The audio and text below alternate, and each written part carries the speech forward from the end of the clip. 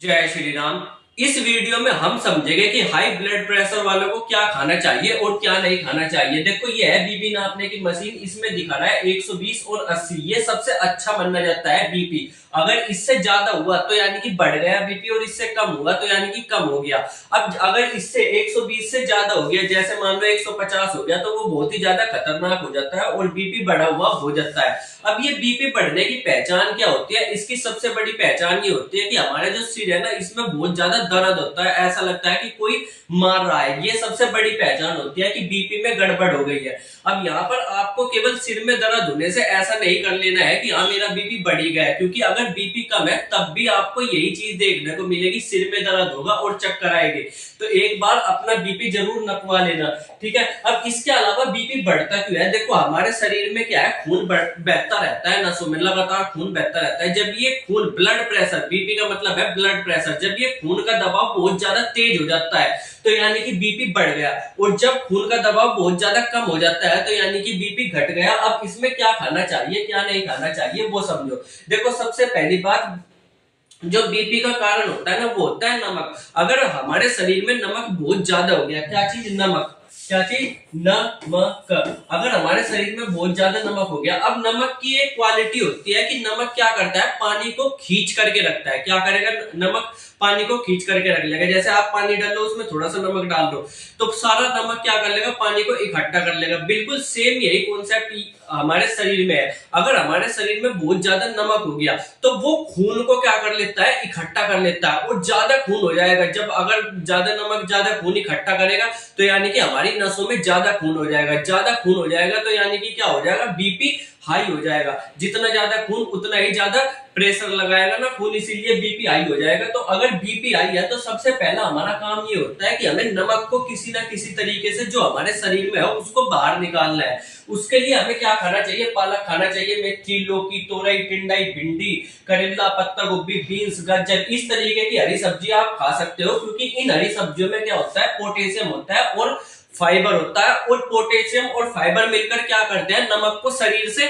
बाहर निकालते हैं। अब जितना ज्यादा आप ये चीज खाओगे, ये क्या होगा, नमक को शरीर से बाहर निकालने और बीपी क्या हो जाएगा, लो हो जाएगा, ठीक है। इसके अलावा अगर आप सब्जी के बाद फलों की बात करें तो फलों में सबसे बढ़िया माना जाता है केला। सबसे ज्यादा बढ़िया क्या होता है, बीपी अगर किसी का हाई रहता है उसको केला खाना चाहिए। इसके अलावा सेब खाना चाहिए, संतरा, अमरूद, पपीता, तरबूज, खरबूजा, कीवी और अनार, ये सारी की सारी चीजें खानी चाहिए। इनमें भी क्या होता है, देखो पोटेशियम होता है, इसमें भी क्या होगा, पोटेशियम होगा और यही काम करेगा, क्या करेगा, नमक को शरीर से बाहर निकल लेगा, बीपी क्या आ जाएगा, नॉर्मल आ जाएगा। और इसके अलावा फलों में क्या होता है, विटामिन होता है। अब ये विटामिन क्या होता है, विटामिन शरीर के लिए बहुत ही ज्यादा जरूरी होता है।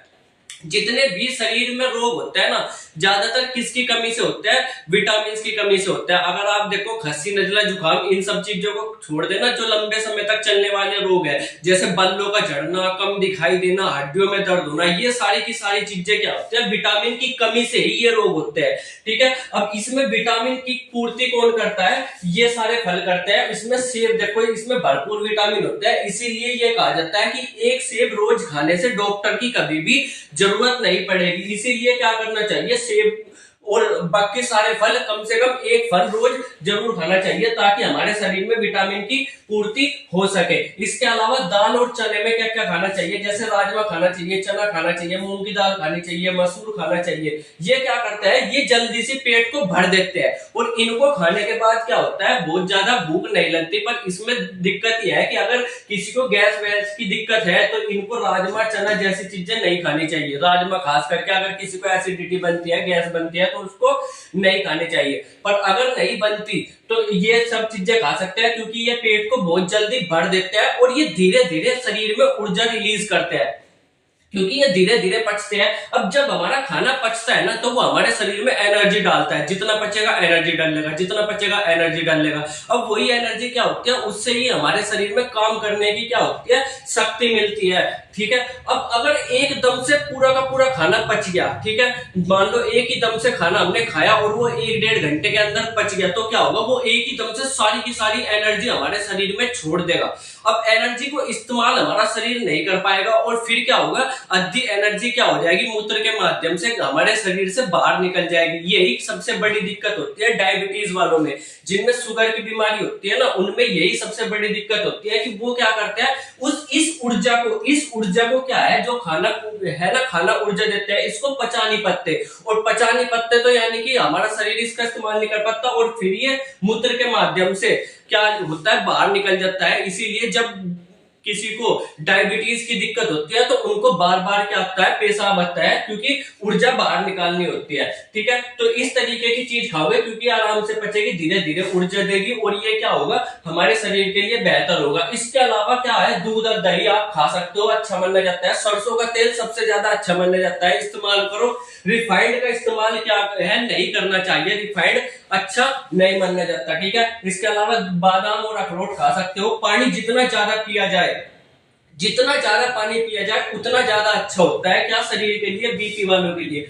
अब यहाँ से आप सोच सकते हो कि पानी, अरे पानी को रोक रहा है तभी तो बीपी बढ़ रहा है। नहीं, अगर नमक ज्यादा पानी को रोक लेना तब क्या होता है, बीपी बढ़ता है। अगर आप पानी ज्यादा पियोगे तो उसके साथ नमक घुल घुल करके भी क्या होगा, शरीर से बाहर निकलेगा, और ब्लड प्रेशर क्या हो जाएगा, कम हो जाएगा। इसलिए पानी क्या करना चाहिए, पीना चाहिए। अब क्या नहीं खाना चाहिए, डायरेक्ट नमक तो बिल्कुल नहीं खाना चाहिए, बिल्कुल भी नमक नहीं खाना चाहिए। जिसको क्या हो, बीपी की दिक्कत हो, जिसको बीपी बढ़ता हो, अगर बीपी कम है तो उसके लिए नमक अच्छा होता है। ठीक है, अगर बीपी बढ़ता है तो उसको नमक बहुत ही कम मात्रा में खाना चाहिए, और नमक से बनी हुई चीजें भी नहीं खानी चाहिए, जैसे चाउमीन, बर्गर, मोमोज, ये सारी चीजें क्या है, बीपी बढ़ने वालों को नहीं खानी चाहिए। इसके अलावा तला हुआ बिल्कुल नहीं खाना चाहिए। चाय और कॉफी बिल्कुल नहीं पीनी चाहिए, क्योंकि चाय और कॉफी में क्या होता है, कैफीन होता है, एक पदार्थ होता है कैफीन। वो क्या करता है, बीपी बहुत तेजी से बढ़ाता है। अगर आपका बीपी बढ़ा हुआ है और आपने चाय और कॉफी पी ली तो और ज्यादा तेजी से बीपी बढ़ेगा। इसलिए चाय और कॉफी बिल्कुल भी बीपी बढ़ने वालों को नहीं पीनी चाहिए, और चीनी भी नहीं खानी चाहिए, क्योंकि चीनी भी बिल्कुल सेम वही काम करती है, आपके शरीर में एकदम से ऊर्जा डाल देती है। इसीलिए चीनी भी क्या होती है, खतरनाक होती है। तो आपको ये सारी चीजें नहीं खानी चाहिए, और जो खानी चाहिए वो मैंने बता दी। मिलेगा अगली वीडियो में, तब तक के लिए बाय बाय।